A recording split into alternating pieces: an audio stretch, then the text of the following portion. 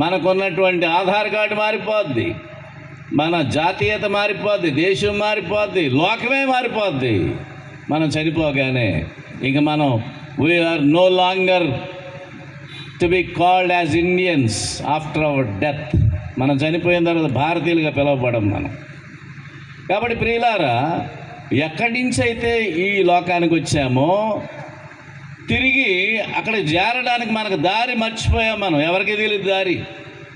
కాబట్టి యేసు ప్రభువారు అన్నాడు, యోహాను సువార్త 14:6 అంటున్నాడు, యేసు నేనే మార్గమును సత్యమును జీవమునై ఉన్నాను, నా ద్వారా తప్ప తండ్రి వద్దకు ఎవడను రాడు అన్నాడు.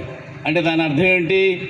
నువ్వు ఎక్కడి నుంచి అయితే వచ్చావో తిరిగి మరలా నువ్వు అక్కడికి చేరాలనంటే యేసుక్రీస్తు అనేటువంటి మార్గాన్ని నువ్వు పట్టుకోవాలి.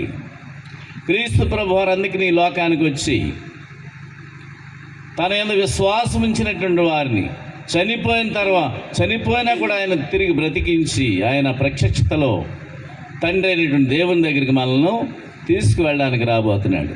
కాబట్టి ప్రియా సహోదరి సహోదరులారా, క్రీస్తు ప్రభువారు పుట్టి ఉన్నారని మనం సంతోషించడం చాలా ఆనందకరం.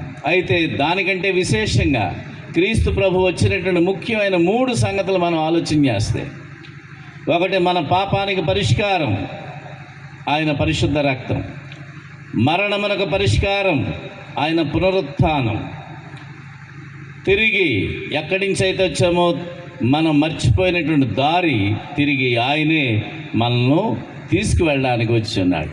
కాబట్టి ఈ 3 సంగతులు చేత మనము క్రీస్తునందున్నటువంటి విశ్వాసములో స్థిరముగా ఉండి మన మరణ పర్యంతము ప్రభు యొక్క ప్రత్యక్షత పర్యంతము మీరు ప్రభులో కొనసాగాలని ప్రేమపూర్వకంగా మీకు ఈ సందేశాన్ని తెలియజేస్తూ మరోసారి హ్యాపీ క్రిస్మస్.